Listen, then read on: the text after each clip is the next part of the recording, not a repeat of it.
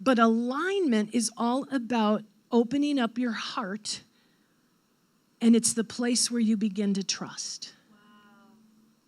That's a great definition for alignment.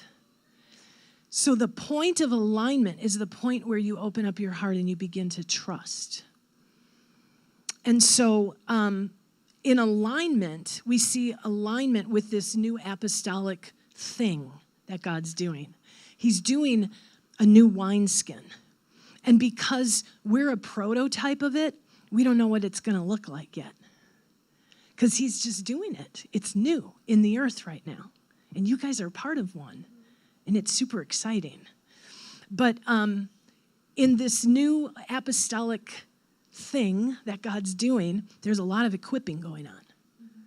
A lot of equipping, a lot of coming forth in your destiny, a lot of coming forth in your giftings and callings, and a lot of coming forth in your identity as a son and a daughter who's deeply loved by a healthy father, right? And so that's why there's alignment, because in alignment, you open your heart and you trust, and then you get equipped and you come forth. And so there's this scary word called submission. Whoa.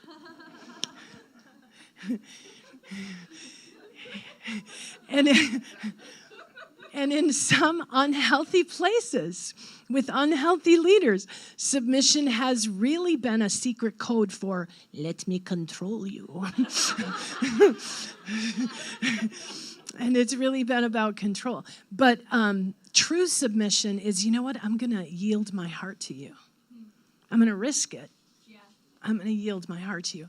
It's what husbands and wives do all the time. Yeah. It's a mutual submission.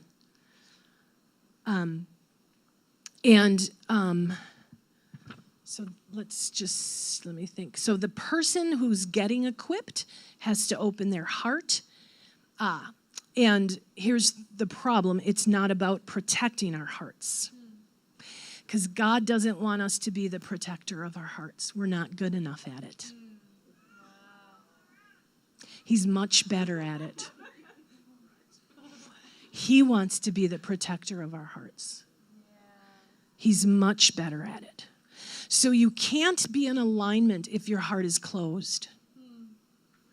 And that's why in 2 Corinthians, very near where I was just reading about this development of holiness, Paul pleads with the Corinthians to open their hearts to him. Yeah. He's like, I love you like a mother, but you're blocking the relationship. And I implore you to open your heart. Make room in your heart for me. It's the cry of the apostolic father, the apostolic mother. So this new thing that God's doing is a real deal. And we can see in the book of Acts, they were really in alignment with each other. They moved forward as one. They moved in ministry. They took territory as one because their hearts were in alignment. And so with closed hearts, you can't move with each other, even in a marriage. You know, this is true on just a one-on-one relationship as well as a corporate thing. So this close-knitting movement that God wants to do to bring us forward, that's why we're dealing with our stuff and we're staying in the fire. It's all related. So it's easy to just become a member of a traditional church, but in an apostolic church, you are asked to align your heart with the leaders. And God does not require leaders to be perfect. They get to make mistakes. Woohoo! And we get to still submit and yield and prefer and bless. Yeah. So I love this quote. You're not joining a church. You're opening up yourself relationally to be equipped in ministry. Come on. Isn't that beautiful? Yes. That is so beautiful. And then yesterday I got to spend some time with Barbara Wentrable, who's a wonderful apostle. She's just my new hero. And she is talking about this time of momentum that we're in, especially in our region. It's what she felt prophetically in our region, that we're in this time of momentum where God wants to move the region forward. There's movement on the land. He's doing something. We're part of him building this new thing in the earth. He's building a new thing in the earth. And you guys here are part of it, and we're part of it in Racine. We don't know what we're doing because it's brand new. So we just stay yielded, and we keep going forward and clinging. So she said, because this is what's happening. Oh, and you know what else she said? I'm going to say this here in this house. Not everybody wants to go where you're going. And that's okay. She said, align with the people who want to go where you're going.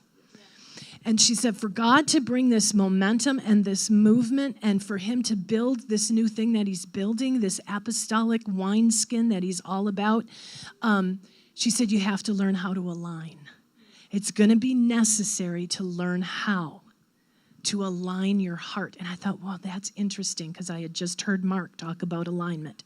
And she said also, aligning means it's a heart connection.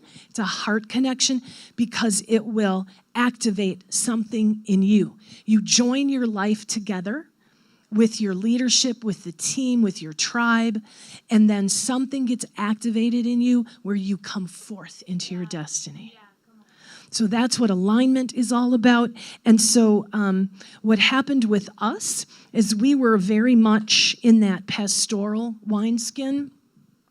And I had a prayer ministry, and we behaved ourselves and had a weekly prayer meeting. It was very nice. I had hobbies then and a life.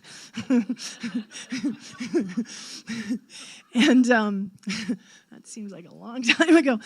And then we got in alignment with these two crazy people, Steve and Renee.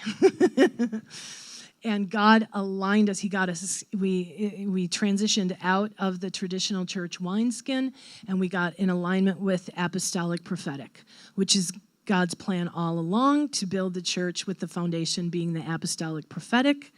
And in that, you can get some pastoral care as you go along. But it's not supposed to be the pastor at the head. So then you just get really irrelevant behaved people. So with apostolic prophetic, so we went from alignment to that. We opened our hearts. We started trusting again. We built relationship with Steve and Renee. And then Steve would keep decreeing things over us, like, you're not just a prayer room. You're a church. You're an apostolic equipping center. I'm like, stop saying those things. But that's what happened to us. We went from this nice, well-behaved weekly Friday night prayer meeting to day and night prayer, where what really happened was we really went after God's presence more than anything. His presence was the key to everything. And it was all about his face, all about his glory, all about his light, all about his atmosphere, all about the presence. And that became our only agenda. And then his presence started coming and coming and coming and coming and never leaving. And it just abides. It's just dwelling in our midst. It's just tangibly there all the time. And we've entered into day and night prayer, different forms of it. Several times a year, we'll just do 7 days in a row of nonstop, continuous worship and prayer. And we just get wrecked. And we hit a new ceiling, and then we walk on that ceiling. And then we hit a new ceiling, and we walk on that ceiling. And now that the presence keeps flourishing, we now have healing rooms that are gaining such a reputation and favor in the city. We have people just coming and getting healed. We have prophetic evangelism with treasure hunting. They're seeing really specific words with people's names and specific articles of clothing, a badger jacket with rainbow-colored hair and the name of Joanna, and there she is at Walmart, like for real. It's like crazy, and she just gets wrecked by God. So all this treasure hunting is gaining momentum, and we have inner healing, sozo ministry, a lot of deliverance. What else is going on? We're gaining more slots. We've got a Thursday devotional slot and a Monday evening slot, prayer and worship slots, and Wednesday strategic intercession. Yeah, speaking at different conferences has been increasing. All this stuff. There's a stirring in the city for more city unity. Prayer for the mayor. We have this once a month mayor's prayer thing going on. So all this swirl that has happened because of getting aligned apostolically. Isn't that crazy? So your life will get wrecked for the kingdom through alignment.